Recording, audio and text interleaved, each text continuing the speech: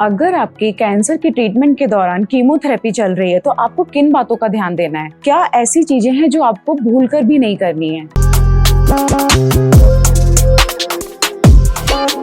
Chemotherapy दो तरह से होती है। एक तो जब रेडिएशन के दौरान दी जाती है जिसको हम रेडियो सेंसिटाइजर कीमोथेरेपी बोलते हैं, और एक होता है जिसमें मेन रोल के रूप में कीमोथेरेपी दी जाती है, जो ब्लड कैंसर्स में, लिम्फोमास में एंड ब्रेस्ट कैंसर में, ब्लड मैलिग्नेंसीज में बहुत सारे ऐसी कंडीशंस हैं जिसमें कीमोथेरेपी मेन रूप से दी जाती है। ये मैं दोनों का डिफरेंशिएशन क्यों बता रही हूँ आपको? मैं आपको इसलिए बता रही हूँ क्योंकि जब एज ए रेडियो सेंसिटाइजर हम कीमोथेरेपी देते हैं तो उसमें बहुत कम डोज में देते हैं, तो उसके साइड इफेक्ट इतने नहीं आते हैं as compare to the definitive chemotherapy जिसमें हम हाई डोज में मल्टीपल एजेंट एक साथ देते हैं। तो ऐसी कौन सी बातें हैं जो आपको बहुत ध्यान देनी है? सबसे जरूरी एंड पहली बात कि जब भी कीमोथेरेपी लगेगी आपको इन्फेक्शन अवॉइड करना है। घर में उन लोगों से दूर रहना है जिनको इन्फेक्शन है, या घर के लोग जिनको कोई भी वायरल इन्फेक्शन है, खांसी जुकाम बुखार है, कोशिश करिए कि वो पेशेंट, कैंसर पेशेंट अगर उनका कीमोथेरेपी चल रहा है तो उनसे थोड़ा डिस्टेंस मेंटेन रखें। हाइजीन का बहुत ध्यान देना है। रीजन है जब कीमोथेरेपी लगती है और वो इतनी हाई डोज में मल्टीपल एजेंट के रूप में लगती है कि इन्फेक्शन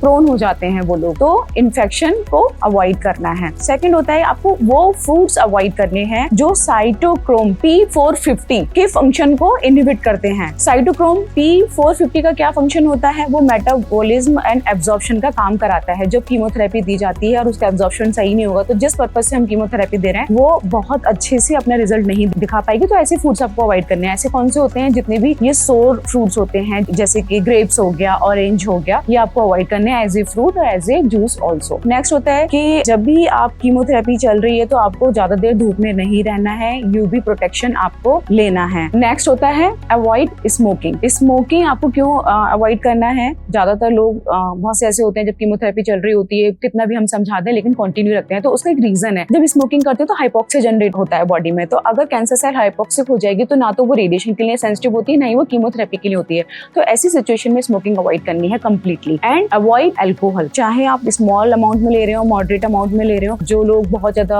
पसंद करते हैं पीना, उनको लगता है कि ठीक है कीमोथेरेपी हो गई, एक हफ्ता हो गया, एक हफ्ते के लिए हम ज्यादा प्रोन होते हैं इन्फेक्शन के लिए, बीच में 1-2 ग्लास या 1-2 पैक से कुछ नहीं होगा, लेकिन नहीं, स्ट्रिक्टली अवॉइड करना है। उसका रीजन है जब कीमोथेरेपी दी जाती है तो बहुत सारे साइड इफेक्ट ऐसे आते हैं जैसे कि मुंह में छाले हो जाना, लूज मोशन लग जाना, कॉन्स्टिपेशन हो जाना, सोरनेस ऑफ माउथ और ईसोफेजियल पाइप का सोरनेस। तो उसमें ये सारे अल्कोहल वगैरह अगर आप लेते हैं तो ये उन सिम्टम्स को एग्रावेट कर सकते हैं। नेक्स्ट है अवॉइड रॉ और नॉन वेज फूड, क्योंकि जब कीमोथेरेपी लगती है तो बहुत सारे पेशेंट्स को लूज मोशन या कभी कभी पेशेंट को कॉन्स्टिपेशन हो जाता है, या किसी पेशेंट को अल्टरनेटिव साइड इफेक्ट हो जाते हैं कि आज लूज मोशन लग गए, 2 दिन बाद कॉन्स्टिपेशन हो गया। तो ऐसे टाइम पर आपको नॉन वेज कम्प्लीटली अवॉइड करना है, spicy and oily food avoid करना है, रॉ कम्प्लीटली अवॉइड करना है, फिशेस, सलाद। इसीलिए जब भी कीमोथेरेपी लगती है आपको मेडिकल ऑन्कोलॉजिस्ट बोलेंगे कि घर का शुद्ध, साफ सफाई, हाइजीन के साथ पका हुआ इजीली डाइजेस्टेबल फूड खाना है। ऐसे में आप क्या खा सकते हैं? आप घर में पका हुआ दलिया, सूजी की खीर, उपमा, उत्पम, दालों का पानी। ऑलरेडी मैंने न्यूट्रिशन पे बहुत सारे वीडियोस बनाए हैं कि कीमोथेरेपी के दौरान क्या खाएं क्या ना खाएं। उससे आपको एक बेसिक इन्फॉर्मेशन मिलेगी कि खाने के पीछे का क्या कॉन्सेप्ट है कीमोथेरेपी के दौरान, तो उसको जरूर देखिए। वो मेरा अभी तक का सबसे ज्यादा देखा जाने वाला वीडियो है। उसमें मैंने एक कॉन्सेप्ट बताया है कि उसके पीछे कॉन्सेप्ट क्या है डाइटरी प्रिकॉशंस के लिए। तो ये आपको कंप्लीटली अवॉइड करना है, बाहर का and raw and salad, non veg, ये कंप्लीटली आप अवॉइड करिए।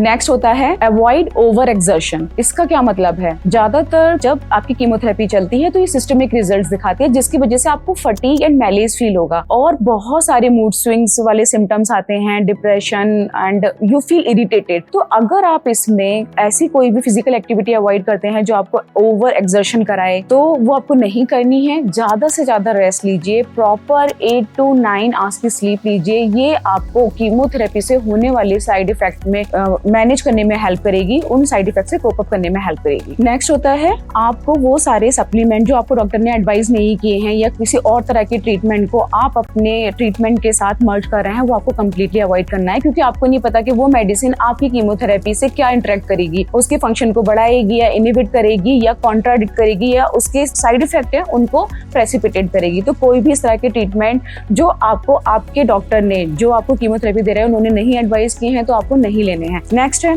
कीमोथेरेपी के दौरान कोई भी हार्ड फूड अवॉइड करिए, लाइक जैसे आप खा रहे हैं चिप्स हो गया या फिर कोई बाहर की कुरकुरे टाइप की चीजें हैं, क्योंकि कीमोथेरेपी के दौरान पेशेंट को इतना मूड स्विंग्स होते हैं, फूड को लेकर इतने ज्यादा चेंजेस हो जाते हैं, किसी में लॉस ऑफ टेस्ट या मेटेलिक टेस्ट हो जाता है, तो वो एक्सपेरिमेंट करने लगते हैं फूड के साथ, वो आपको नहीं करना है। नेक्स्ट है avoid acidic fruits. Acidic fruits avoid करने का पर्पज है कि कीमोथेरेपी इंड्यूस जो भी सोरनेस है, साइड इफेक्ट आ रहे हैं, म्यूकोसाइटिस आ रहा है, क्योंकि सबको पता है कि कीमोथेरेपी होती है वो सिस्टमिक फंक्शन होता है।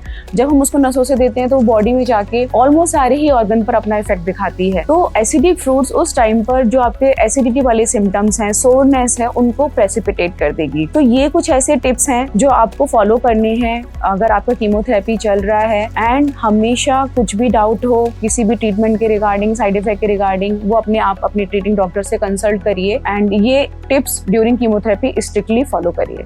Thank you so much. बाकी मैंने रेडिएशन ट्रीटमेंट के दौरान क्या क्या खाने पीने का ध्यान देना है उस पर बहुत सारे वीडियोस बनाए हैं। Whole course of the cancer treatment, क्या डाइट होना चाहिए, क्या कॉन्सेप्ट है डाइट के पीछे, उस पर मैंने बहुत सारे वीडियोस बनाए हैं, आप जाके उन्हें भी देख सकते हैं, उससे आपको हेल्प मिलेगी।